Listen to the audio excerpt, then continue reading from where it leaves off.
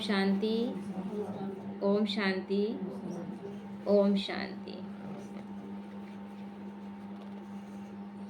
बाबा कहता है देह और देह के अनेक संबंधों से बाबा क्या करता है, बोलता है देह और देह के संबंधों से डिटैच होने के लिए, है ना। तो बाबा कहता है इसमें मनुष्य की बुद्धि ऐसी फंसी रहती है कि अंत समय उन्हीं बातों की चिंता, इच्छा, मोह आदि रहता है। तो उस समय भगवान की याद कैसे आ सकती है? क्योंकि जिस समय आप जिस मोह में फंसे हुए हैं, और बाबा तो ये कह रहा है कि अंत घड़ी कब आ जाए कोई नहीं जानता है। और उसी कंडीशन में आप अगर शरीर छोड़ दिए तो आप लेकर क्या जाएंगे? प्राप्ति कुछ होगा? यही लोग नहीं समझ पा रहे हैं। इसीलिए प्रतिपल सोचना है कि हर घड़ी अंतिम घड़ी है। जो हम कर रहे हैं क्या वो सबके लिए सही है कि किसी एक खास मेरे के लिए सही है? तो फिर वो सही नहीं है, वो अन्याय है। तो इसीलिए बाबा कहता है पहले जमाने में बच्चों के नाम नारायण, राम, हनुमान इस प्रकार रखे जाते थे। रखते थे ना? क्यों रखते थे?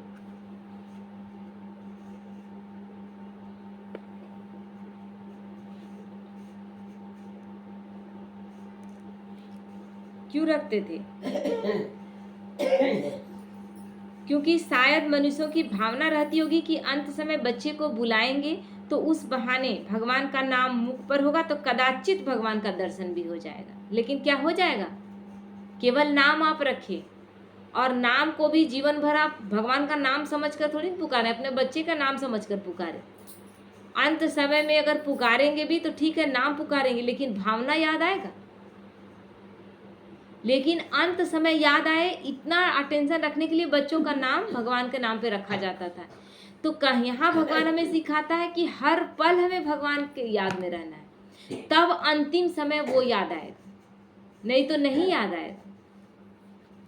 विडंबना वाली बात यह है कि सारी आयु तो देह के लिए, दैहिक संबंधों, वस्तुओं के लिए, वैभव कीर्ति के लिए बिताया आपने, यही सब चीजों के लिए ना। और अंत में मन बुद्धि की तार उस भगवान से जो वास्तव में निराकार चैतन्य ज्योति बिंदु है, स्वरूप है, से जोड़ने की इच्छा व अपेक्षा करना संभव है? क्योंकि जीवन भर आप मायावी चीजों में आपका मन हमेशा घूमता रहा, और अचानक से आप शरीर छोड़ रहे हैं। उस समय आपको गीता पाठ कराया जाता है, उस समय आपके कॉन्शियस में गीता पाठ जा भी नहीं रहा है, रामायण पढ़ा जा रहा है। लोग पढ़ रहे हैं कि अंतिम समय में गति हो जाए, सदगति हो जाए। कैसे होगा? जीवन भर सद्गुणों से आप सजे नहीं, और केवल गीता का पाठ सुन लेंगे, वो भी उस समय चेतना काम ही नहीं कर रही है, और आप कैसे सोच लेते हैं कि आपकी सदगति हो जाएगी? सोचने वाली बात है ना। परंतु अज्ञान वश कर रहे हैं हम। भोले भक्त यह भावना जरूर रखते हैं, भोले भाले जो भक्त हैं वो जरूर ये भावना रखते हैं। इस पर शास्त्रों में कहानियां भी लिखी गई है ना।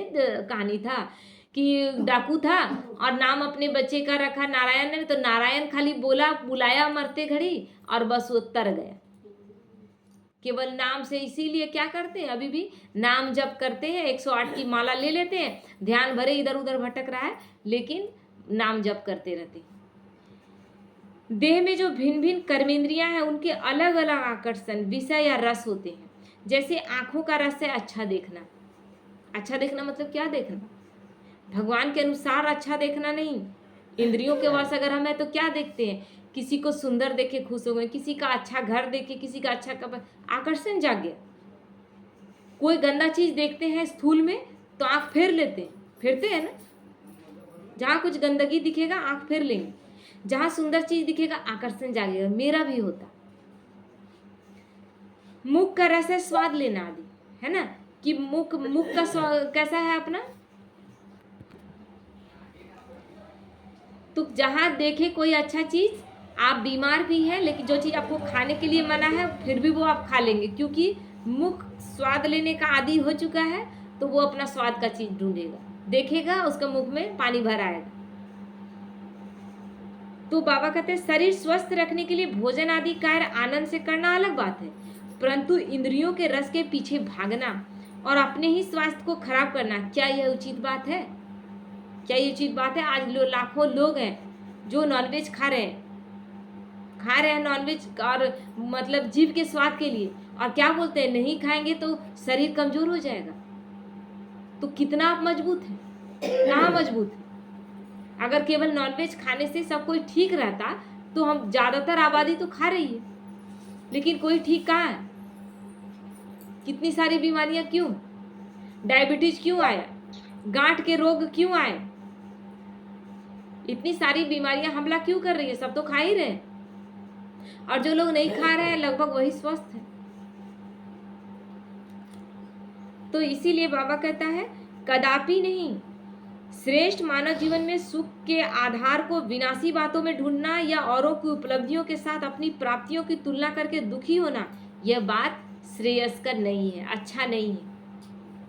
ये बात अच्छा नहीं है। किसी और का देखें, किसी और का घर अच्छा देख लिए, मेरा भी होता। किसी और का गहना कपड़ा देखें, मेरे पास भी होता। या तुलना करना, उसका जीवन इतना अच्छा है, मेरा क्यों नहीं है। इसके लिए भगवान ने हमें नहीं बनाया। भगवान ने हमें बहुत श्रेष्ठ कर्म करने के लिए बनाया है, और ये हमें नहीं पता था। जब भगवान आते हैं और तब हमें पता चलता है। और अब जीवन में पूरा दिन बीत जाता है, रात में जब सोने जाते हैं, क्या आप लोगों को नहीं लगता कि भगवान को आज बताने में थोड़ा शर्म लगता है कि आज दिन भर कोई अच्छा काम नहीं कर पाए? ठीक है, कोई बुरा काम नहीं किए, लेकिन क्या कोई अच्छा काम किए जिससे किसी का भला हो? वो भला नहीं, वो मायावी भला में नहीं कि किसी को आप बहुत मोह में मान रहे हैं तो उसका सेवा करने लगे और उसके कोई कार्य में आने लगे और आप सोचे कि यही हम भला कर रहे हैं। नहीं, किसी को आलसी नहीं बना देना।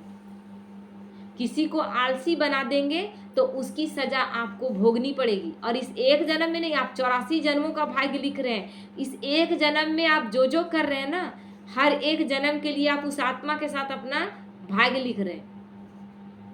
इसलिए बहुत सोच समझ कर कोई भी ऐसा कर्म नहीं करना, कोई भी ऐसा कर्म नहीं जिसका हमको बाद में पछतावा।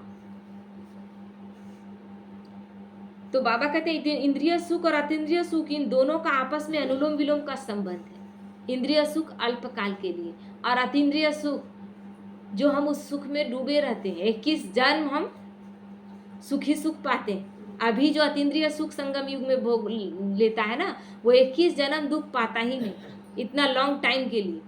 और इंद्रिय सुख, मान लीजिए आप रसगुल्ला बहुत पसंद करते हैं, कितना खाएंगे आप? कितने देर तक में? 5 से 7 मिनट में आपको जितना मन करेगा खा लेंगे और मन भर जाएगा, फिर उस तरफ देखने का मन नहीं करेगा। ये अल्पकाल का सुख है ना।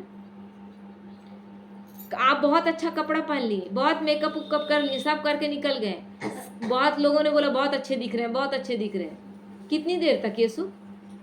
कितनी देर तक मजा आएगा? हो गया, सबने कह दिया, अब बार बार थोड़ी ना बोलेगा कोई। बहुत देर तक बहुत लोगों ने आपको देख भी लिया, कनखियों से देख लिया, आकर्षित हुआ, लेकिन कितनी देर तक? और इससे क्या आपको मिल गया? लेकिन अतीन्द्रिय सुख जिसमें आनंद ही आनंद है, जिसमें आप मेरे बारे में क्या सोच रहे हैं इससे हमको लेना देना ही नहीं है। मेरा उसके साथ संबंध है जो आनंद का सागर है। हम उसकी याद में खोए हुए, हमको पूरी दुनिया का आता पता ही नहीं, दुनिया क्या कर रही है। कहानी था ना कि अकबर बैठा हुआ था, नमाज पढ़ रहा था, और नमाज पढ़ते में एक स्त्री आई जो अपने प्रेमी को ढूंढ रही थी। वो उस चादर बिछा के और जंगल में पढ़ रहा था, क्योंकि टाइम उन लोग का हो जाता है तो जहाँ टाइम हो जाएगा वहीं पढ़ने लगेगा। ट्रेन में टाइम हो गया तो ट्रेन में ही पढ़ने लगेगा, रोड में भी पढ़ने लगेगा, कुछ कुरीतियाँ हैं उन लोगों में भी, तो वहीं पढ़ने लगा। और वो स्त्री अपने प्रेमी को ढूंढ रही थी, तो इतना मतवाली हुई थी कि उसके चादर में चढ़ गई। अब अकबर तो पूरा बहुत गुस्सा हुआ, लेकिन अब नमाज छोड़ के तो उठ नहीं सकता है। नमाज पढ़ने के बाद उसको डांटने लगा कि तुम कैसी पागल हो, तुमको समझ में नहीं आता है कि हम इबादत कर रहे हैं, अल्लाह की इबादत कर रहे हैं, और तुम आगे से गुजर गई, अल्लाह का अपमान कर दी। तो वो बोली कि नहीं, मेरे से तो मिस्टेक हुआ, हम माफ़ी मांगते हैं। लेकिन एक बात बताइए, आप अल्लाह का इबादत में इतना भी नहीं खो सके कि कोई पार हो गया तो आपको ध्यान नहीं रहना चाहिए था? हम तो उस एक मनुष्य आत्मा है जो शरीरधारी है, उसके प्यार में इतने दीवाने हैं कि आप हमको दिखाई नहीं दिए, और आपका इबादत भी दिखाई नहीं दिया, आपका चादर भी दिखाई नहीं दिया। देहधारी के प्रेम में हम इतना खोए थे, और आप तो अल्लाह के प्रेम में बैठे थे, फिर भी आपको हम दिख गए। कैसा प्रेम था। तो इसीलिए बाबा कहता है जितना जितना हम इंद्रियों के रसों की आकर्षित होते हैं उतना उतना हम ईश्वरीय रसास्वादन से दूर हो जाते हैं। जितना जितनी इंद्रियां खींचेंगी ना, तो खाने का कोई चीज में अटके हुए हैं और मर गए, शरीर छूट गया, तो वही लेकर आप चले जाएंगे, वही लेकर चले जाएंगे। कुछ पहनने का गहना जेवर इस पे अटका हुआ था कि मेरा कहीं रखा हुआ है, आपका अंतिम समय में वही याद आएगा कि हम वो सुख नहीं भोग सके। इसीलिए किसी को जब कोई भयानक बीमारी हो जाता है ना, वो लोग कर्म भोग को चुकतू करते करते चले जाते हैं, और इसीलिए वो एकदम शांत होकर भी जाते हैं, क्योंकि उनका अपनी ही सारी चीज़ों से वैराग्य होने लगता है। क्योंकि दर्द तकलीफ सब तो भोगते हुए जा रहे हैं वो। एक माता थी ना, उसकी बहू बोली कि हम नहीं सेवा करेंगे जब तक जेवर नहीं देगी अपना, फटाक से दे दी, क्योंकि उस समय उसको अपने बीमारी में वो जान रहे थे बीमारी हमको ले जाएगा। तो अब उसका मोह किस काम का है, वो उसका मोह करना। आप एक मोह के बस अच्छा श्रेष्ठ कर्म भी किए लेकिन आपके खाते में नहीं आया, लेकिन वो माता, वो बीमारी उसके लिए वरदान हो गया ना, क्योंकि उसका तो जेवर के प्रति कोई भी लगाव नहीं, बिना लगाव के गई, यानी उसको कोई चीज खींचा नहीं। हर चीज से वो माता वैराग्य, हर चीज से उसको हम लोग देखें कि हर चीज से वैराग्य हो गया उसको। पति अंतिम समय देखने नहीं आया, पति के प्रेम में पागल रहती थी, पति अंतिम समय देखने नहीं आया, वो भी वैराग्य लेकर गई कि कोई किसी का नहीं होता है। जो बहू की वो जेवर मांगी, उसको जेवर दे दी, उन सब चीजों से लगाव खत्म हो गया। यानी अंतिम समय वो कितना हल्का होकर गई। पूरा गांव जवाड़ का जितना आदमी है, कोई भी उसके कमरे में प्रवेश नहीं करता था, क्योंकि इतना महकता था, घाव का महक इतना ज्यादा था। तो किसी के प्रति उसका कोई शिकायत का भाव भी लेकर नहीं कि देखो ये अंतिम दिन है मेरा। हम हमेशा राज किए थे, रानी के तरह राज किए थे, आज हमको कोई देखने के लिए नहीं आया। ये है अंतिम सच्चाई। तो अतः ईश्वरीय रसानुभूति के लिए राज्यों का एक नया जिज्ञासु प्रयोग करने हेतु से पुरुषार्थ का पहला कदम ईश्वरीय नियमों के अनुसार आचरण का व दृढ़ता का रखता है, तो धीरे धीरे साधना में तीव्र गति से आगे बढ़ते हुए अभूतपूर्व आनंद एवं उत्साह प्राप्त करने लगता है। भगवान के बताए श्रीमत के अनुसार सारे नियमों का जब हम पालन करने लगते हैं, है ना, हम सोचते हैं कि खाना छोड़ दिए, प्याज लहसुन छोड़ दिए, नॉनवेज छोड़ दिए, इससे क्या लेना देना है। बहुत गहरा लेना देना है। हम छोड़ना शुरू किए हैं ना, ये छोड़ते छोड़ते पहले स्थूल चीजें और फिर अंततः मन के बहुत सारे विचारों को भी, गंदे विचारों को, जैसे खान पान गंदा छोड़ते गए तो मन के गंदे विचारों को भी धीरे धीरे त्याग रहे हैं ना।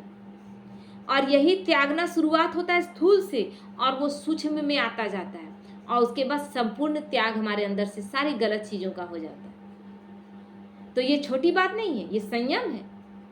जहां सारी दुनिया खाने के पीछे भाग रही है, वहां हमने खाने पीने की चीजों का त्याग कर दिया, यानी त्याग पर पहला कदम रख दिया कि नहीं बाबा, हम आपके अनुसार चलेंगे। तो अब परीक्षाएं किस चीजों का आएंगी? अब विचारों का आएगा, क्योंकि ये बड़ा आसान है खाना छोड़ देना। बहुत व्रत त्योहार किए हुए हैं ना, तो खाना छोड़ देना बड़ा आसान है, लेकिन विचारों की गंदगी को छोड़ना आसान नहीं है। इतने 63 जन्मों से गलत विचार, भगवान का ज्ञान सुनने के बाद भी हमारे गलत डिसीजंस होते हैं, हमारे गलत विचार होते हैं, और हमारे गलत विचार को हम पकड़ भी नहीं पाते हैं कि हम किसी के साथ गलत कर रहे हैं। लेकिन एक गलत चीज बहुत लोगों को प्रभावित करती है कि नहीं करती? एक लड़की के साथ गलत होता है ना, अब गलत होता है उसका, जिसका बेटा ऐसा करता है, वो कोर्ट तक जाती है अपने बच्चे को बचाने के लिए। आप किसको बचाने की कोशिश कर रहे हैं? आप जब अपने बेटे को बचाने के, एक बलात्कारी बेटे को बचाने की कोशिश कर रहे हैं, यानी आप भी उस आरोप में आप शामिल हैं, बराबर हिस्सेदार हैं, क्योंकि आप मान रहे हैं कि मेरे बेटे ने ठीक काम किया और उसको बचाना है। यही हम कर रहे हैं। मेरा जो भी रिलेटिव्स गलत कर रहा है, ये एक बड़ा क्राइम हम बता रहे हैं। छोटे छोटे क्राइम जो घर में हो रहे हैं, प्रतिदिन हो रहे हैं, हम अपने रिलेशन में सबके साथ गलत कर रहे हैं। आप क्या सोचते हैं कि आप भाग्य नहीं लिख रहे हैं अपना? आप अपराध नहीं लिख रहे हैं अपने लिए? अपराधी बन रहे हैं आप। जहाँ जहाँ आप गलत कर रहे हैं वहाँ वहाँ आप अपराधी बन रहे हैं। तो इसीलिए बाबा कहता है जब हम धीरे धीरे इन श्रीमत पर चलते हैं, त्याग तपस्या करते हैं, खान पान का, विचारों का, गलत विचारों का, तो धीरे धीरे हमारी स्थिति तीव्र पुरुषार्थ की ओर बढ़ती है और जो पोजीशन बाबा पाने के लिए कह रहा है वो पोजीशन हम पाते हैं। फिर उस परमानंद के सामने दुनियावी रस अपने आप ही फीके पड़ने लगते हैं। अब लगेगा आप कोई चीज खींचेगा, अब टीवी हो, मोबाइल हो, पिक्चर हो, ये सब कोई चीज खींचता नहीं है, क्योंकि उससे बढ़कर उसका प्यार ज्यादा लगता है कि उसका एक क्लास सुन ले ज्यादा अच्छा लगेगा। अब वो सब चीजें नहीं खींचती जिन्होंने अनुभव कर लिया। तो इस प्रकार वह कर्मेंद्रियों के अल्पकाल के रसों के विस्तार को संकीर्ण कर लेता है। हनुमान की तरह जितेंद्रिय एवं बुद्धिमानों में वरिष्ठ बन जाता है। अपनी इंद्रियों को जीतने वाला जितेंद्रिय हनुमान हम ही लोग हैं ना, कि हनुमान कोई और था। हनुमान जिसने मान अपमान की फीलिंग का त्याग कर दिया, जिसने अपने अभिमान को जीत लिया। जितेंद्रिय जिसने अपनी सारी इंद्रियों को जीत लिया, हम ही हैं। तो बाबा कहते हैं कि फिर सदा अभ्यासी रहने से अंत तक यह योगी जीवन सहज, मनोहर और श्रेष्ठ बन जाता है। क्योंकि जिस दिन से हम बाबा के बने, पढ़ाई है ना, रोज अभ्यास चल रहा है, हर दिन प्रति सेकंड हमारा अभ्यास चल रहा है। गलत चीजों का त्याग और अच्छे चीजों का जीवन में आचरण में अपना लाना। गृहस्थ जीवन में कमल पुष्प समान रहकर सभी संबंधियों से तोड़ निभाना, यह एक विशेष कला है। तोड़ निभाना बाबा बोल रहे हैं, मतलब केवल ऊपर से निभाना है, अंदर से नहीं। अभी हम क्या कर रहे हैं, अंदर से निभा रहे हैं, ब्राह्मण आत्माएं अंदर से निभा रहे हैं, और ऊपर से बोल रहे हैं कि नहीं नहीं केवल हम तोड़ निभा रहे हैं। वो देख रहा है ना, वो जो देख रहा है उससे कुछ भी छुपा हुआ नहीं है कि आप अंदर से निभा रहे हैं कि आप बाहर से निभा रहे हैं। जवाब आपको उसको देना है, और ऐसा नहीं कि आपको जवाब देना नहीं पड़ेगा, जवाब तो यहीं देना पड़ेगा। जवाब देने के लिए कोई और दुनिया नहीं रची गई है। धर्मराज इसी समय यहीं पर सारा हिसाब किताब लेंगे। तो इसीलिए बाबा कहता है तोड़ निभाना यह विशेष कला है, क्योंकि संभाल भी करना है और ममत्व भी नहीं रखना है। पूरे गृहस्थी में मतलब सबको संभालना है। संभालने का मतलब उसको संभालना है जो संभालने लायक है। जिसको संभालने लायक नहीं है उसको जबरदस्ती अगर संभालना पड़ रहा है वो भी विकल्प। तो देखा जाए तो अज्ञानवश देह के विनाशी संबंधों के जाल में एक के बाद एक अनेकों के मोह में जकड़े जाने से दुख ही प्राप्त होता है ना। मोह में जकड़े हुए जो संबंध निभा रहे हैं वो केवल दुख देंगे, आपको सुख दे ही नहीं सकते आप जितना भी कर ले।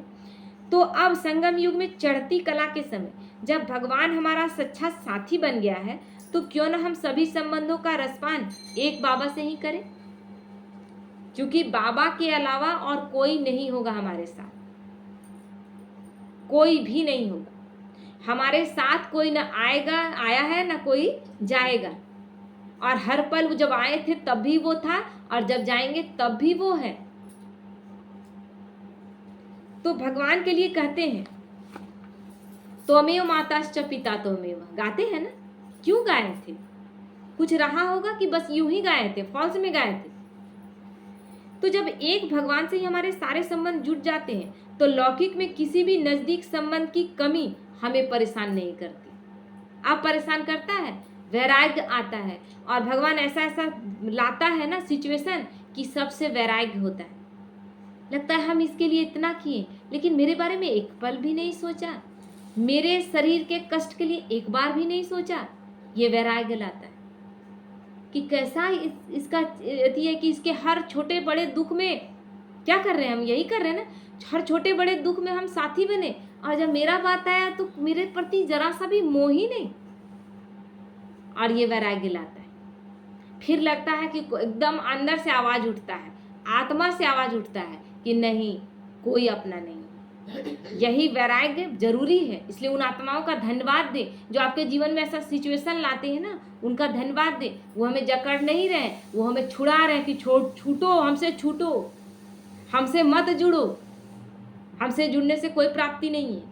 वो बहुत अच्छा कर रहे हैं, उनको बारंबार धन्यवाद दें। तो परमात्मा ही हमारा बुरे वक्त में अंतिम समय में भी मदद करने वाला सच्चा सच्चा मित्र है, वही सच्चा है, और बाकी सब झूठे हैं, सब झूठे हैं। जो रो रहे हैं आपके लिए ना, वो रोना भी झूठ है, सब झूठ है। क्योंकि जो सत्य है, भगवान आंखें ऐसा दे चुके हैं हम लोगों को, परखने की शक्ति इतना दे चुके हैं कि अब सब समझ में आता है कि क्यों कोई किसके लिए क्या कर रहा है, सब कुछ समझ में आता है। इसीलिए किसी चीज में नहीं फंसना है, और उसके अलावा कोई साथी नहीं है। सर्वश्रेष्ठ मित्र जो सत्य, अविनाशी, अखंड, सुखदाता ईश्वर है, हमारा सर्वस्व है, यह भावना पक्की होने पर। म्यूट हो गया। अच्छा ठीक है, अब आ रहा है ना? हाँ। तो बाबा कहता है सर्वश्रेष्ठ मित्र जो सत्य, अविनाशी, अखंड, सुखदाता ईश्वर है, हमारा सर्वस्व है, यह भावना पक्की होने पर पुरानी दुनिया के अल्पकाल के सुख देने वाले साधनों व संबंधों से हम न्यारे हो सकते हैं। क्योंकि वो किस तरह से, जब वो मेरे जीवन में आया है ना, हम सब बच्चों का अपना सोचे, वो उस समय हमारे जीवन में आया जब हमारे जीवन में सुख का नामो निशान नहीं था, किसी रिश्ते के प्रति कोई रिस्पेक्ट अंदर नहीं रह गया था, कोई भावना नहीं रह गया था, जीवन जीने की इच्छा खत्म हुई थी, तब वो आया था हमारे जीवन में। वो समय याद करें। और जब वो मेरा दिन को थोड़ा सा सुधारने लगा, अच्छा करने लगा, तो हम भूल गए, हमको लग रहा है वही लोग मेरे अपने नहीं होंगे, अपने कोई भी अपना नहीं। और वो जो मित्र है सच्चा, जिसको हम जो भी बोलते हैं वो सुनता है। जब हमको कोई मेरा नहीं सुन रहा है, उस समय हम उसको बैठकर बोलते हैं कि बाबा अब और नहीं, और वो सुनता है। समेटने की शक्ति अर्थात न्यारे प्यारेपन के आधार पर संबंध संपर्क में आते हुए भी आत्मिक दृष्टि, वृत्ति और व्यवहार हो। इस दुख सुख, लाभ हानि, निंदा स्तुति आदि द्वंद्वों से पार हो सकते हैं जब हम उससे रिश्ता जोड़ते हैं, उस अविनाशी भगवान से रिश्ता जोड़ते हैं। क्योंकि ये जो सारे रिश्ते दिख रहे हैं, वो समय प्रति समय बाबा बोलता है किसी को आधार बनाओगे। कैसे हम कर देते हैं, ये साथ नहीं दिया, उससे हम इस साल संबंध तोड़ लिए। अभी रिश्तों में हम क्या बोल रहे हैं, है ना, हम मतलब कोई संबंध था और वो मेरा साथ नहीं दिया, भाई बहन का ही संबंध है, बहन बोली अब भाई से मेरा कोई संबंध नहीं है, क्योंकि भाई हमको नहीं पूछा, खत्म हो गया। क्योंकि आप सोचते हैं कि एक साल आपने ऐसा कर दिया, रिश्ते अंदर से खत्म हो चुके हैं, इसको स्वीकार करें, रिश्ते अंदर से खत्म हो चुके हैं। और आप सोच रहे हैं कि उसने कर दिया, नहीं, अपेक्षाओं ने सारा रिश्ता खत्म कर दिया। ऐसा रिश्ता अंदर पनपा दें कि हमको किसी का ज़रूरत नहीं हो, और हम किसी का ज़रूरत हमको महसूस नहीं हो, लेकिन हम सबकी ज़रूरत बन जाए। ये जिस दिन कर लिए ना, उस दिन भागना नहीं पड़ेगा और रिश्तों का त्याग करने का ज़रूरत नहीं पड़ेगा। रिश्तों का त्याग इसलिए करना पड़ रहा है क्योंकि आप अपेक्षा कर रहे हैं, आप रिश्तों का त्याग नहीं कर रहे हैं। अपनी अपेक्षाओं को नहीं पूरा हो पाता है, तब आप फ्रस्ट्रेशन में बोलते हैं कि हम रिश्तों का त्याग कर दिए।